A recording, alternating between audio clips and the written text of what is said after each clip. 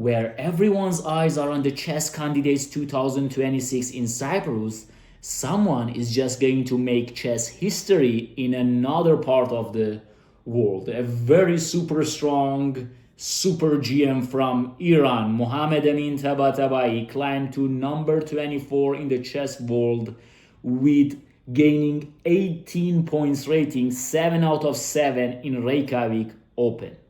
But you know what is stunning about his performance? His performance right now is 3,286. Unbelievable. And if he's going to win the next 2 games or get 1.5 in the next 2 games, he might be in the world records of chess performance in all time. First of all, I'm going to show you what are these records and who is at the top of best chess performances in the history. And after that, we are going to watch a game between Mohammad Amin Tabatabaei and Vasyl Ivanchuk that Amin in that game just refuted the French defense and crushed Ivanchuk, the great Vasyl Ivanchuk, in just 30 moves. Let's see first what are these records. In the chess history, we have the best records of performance rating.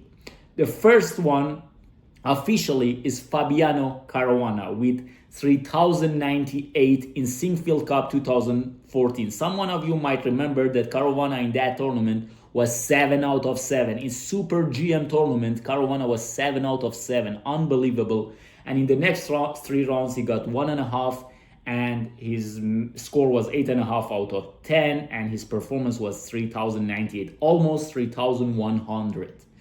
After him, we have Gukesh 9 out of 10 in Chess Olympia 2024. With his performance, Indian team managed to win the Chess Olympiad. On the first board, Gukesh got 9 out of 10, and his performance was 3,056. Gukesh was 18 years old, and after that, he got the confidence to win the World Championship against Dingliren. We have Gabriel Sargsyan, a very strong grandmaster from Armenia, that in Roy Lopez Festival in 2007 in Spain, he got the performance of 3,021, 6.5 out of 7. No Magnus, no Hikaru.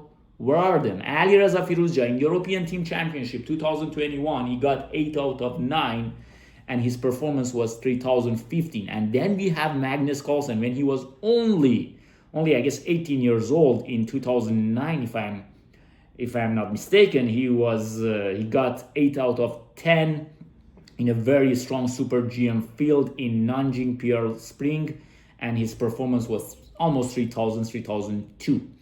But we have legendary performances in the chess history also. Anatoly Karpov, Linares 1994. For many chess viewers, that tournament was the best tournament, the strongest tournament of all time. We had Karpov, Kasparov, Anand, Kramnik, Shirov, Ivanchuk, everyone was there at their best, and Karpov dominated the field with 11 out of 13, 2.5 points ahead from Kasparov and Fischer. His performance then was 29.85. Might not be so stunning, but the ratings at that time was not like this. Like players like Kramnik, Anand, their rating was so low. And if it was this time, probably Karpov had the record. But we have the perfect score exceptions also. We have very, very stunning performances also in the history of chess. When you got 100% win rate, it's you cannot calculate it basically. So these are the 2 performances that happened. One for Bobby Fischer, legendary Bobby Fischer, scored 11 out of 11 in American Championship 1963 and 1964, 11 out of 11. We know that Fischer managed to win 2 6-0s against Taimanov and Bent Larsen in the Chess Candidates 1971. So probably the best performance of all time is for Fischer. And we have also Alexander Olochain, 14 out of 15, and San Remo 1930. He won 14 games and drew just 3.5 points ahead of Nimzowicz at that time. Like he won with 14 out of 15. What do you expect? So these are the performances. Mohamed Amin's performance is more like Gabriel Sargsyan. It's not a super GM field. It's not like Linares. It's not like Singfield Cup 2024, those tournament 2014. But this is also very important. 7 out of 7 in GM field. It's very difficult. Just let's go and watch what Amin done against Vasyl Ivanchuk in round 5. The game accuracy of this game is 96.7, almost 97% accuracy. And in this game, Vasyl Ivanchuk just played the French defense against Amin. Vasily was playing in that Linares 1994. So you know that Vasily, at that time, I know that he also defeated Kasparov. So he's a legend. He's still playing. He's a legend for sure. And in this game, Amin just played e5, the advanced. For me, never it was appealing. Like I thought it's not so much. Like white will not get so much attacking positions. With e5, white is just going to get more space. You lose the tempo because you could have developed a piece, but it's very hard to breeze for black. And you know that this is a historical discussion on this. You need to attack at the base of the pawn structure, or you need to attack at the forward of the pawn structure. What do you call it in English? I don't recall it. c5, c6 at the head of the pawn structure. c5, so black is just going to attack this d4, a very important strategical square. We have knight f3, and classical lines goes with queen b6, with white nowadays usually plays a3, goes for b4, and for some players it's not so, like theoretically white might get some advantages. So these days at top level you will mostly see bishop to d7, and here Amin plays bishop e2 and not bishop d3. It's very important to put the bishop on e2 in this position, because if you put it on d3 we have cd, cd, queen b6, and now black is really going to take it. So you need to move the bishop for the second time. So first bishop to e2, so if queen b6 or cd4, queen is protecting this pawn on d4, and Vasily goes knight e7 and castle. And here black is trying to maintain the tension and to increase the tension with knight f5. Black usually doesn't want to take, but I don't know, maybe Ivanchuk after this game he think that I should have taken, because cd4, cd4, it gives c3 square to the white knight, but Ivanchuk just plays knight f5. Okay, what are you going to do? How are you going to develop? You don't have bishop e3, and black is ready to, if you put the knight on a3, it's not so much nice. I can take, and I can always take on a3, but Amin just took. But I'm just going to take it with one tempo, and you reduce the tension. Now black is okay, this pawn can't be weak. Amin just goes b4, but isn't just weakening the pawn structure? What is Amin doing in this position? He just puts the bishop on d3. It seems like a dream kind of French scenario for black. He achieved everything, I think. And even Ivanchuk, with his deep understanding of chess, just sacrificed the pawn here. You cannot take this pawn, because if you take and then take on d5, black just goes bishop e6. If you take, there is rook takes d8, and of course you're a pawn up, but look at this, this is an ugly chess position. Bishop is coming to c4, a5, rook to d3. Look at these two bishops, look at these poor pieces. This is just not playable. So Amin was not planning to play like this. He just plays rook e1, protecting. Look at the space advantage, just look at it. Black plays a6. Ivanchuk, after 18 minutes of thinking, he just played a6. And I guess what's about this position, look after a4, look at this position. What is very fascinating about this position is that white's development is not finished. Black is finished in development. It seems like everything is fine. But I don't know how to say it to you, but there is a problem in black's structure. Like his pieces are in the best pieces, but they are doing nothing. And there is no way to improve in this position. Like, of course, there is rook c8. You can bring this knight to g6. This is the best line by engine, but it's very hard. It's very hard for black to breathe, especially because this pawn is here, and white is just coming with the pawns, with pawn to b5, with pawn to a5. Ivanchuk was probably sick of his position. He thought that, what am I doing in this position? I don't know how to proceed. White has many plans to proceed in this position, but Ivanchuk decided to break in the center, which is a mistake, but I guess it's out of frustration, because he thought that this position, it's hard to handle. Of course, I'm no one to see what was in their mind. I'm just trying to do the mind reading. He plays d4 after another 10 minutes of thinking, and Amin just goes for bishop a3. And knowing Ivanchuk, he will see all of these, and he went for an exchange sack, like he played it instantly. So Ivanchuk, when he played d4, he saw bishop a3, and he saw that he should sacrifice an exchange. Look, when you play bishop a3, black cannot move away the rook. If you move away the rook, you cannot breathe after this. Black's position is terrible.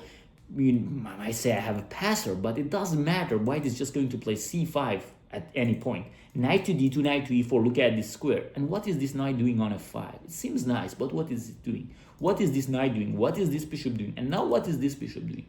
White is just coming. He dominated the queen side, the center, and might even dominate the king side. It's a dead position for black. So black decided, okay, I will just go and sacrifice the pawn. Amin goes for a5. Here, goes for b5. Okay, you are going to lose the knight or the rook. He takes, of course, he wants to lose the rook. Bishop takes f8. And now you cannot take it with the queen because there is bishop takes f5 and queen takes d7. So king takes here. What's the problem? Knight takes c3. And Ivanchuk was relying on this bishop takes a5. Okay, I have a pin here. I have two bishops. There is still some chances. I have two pawns. Of course, they are double, but there are some problems. And in this position, Amin just takes on f5. He calculates all of this.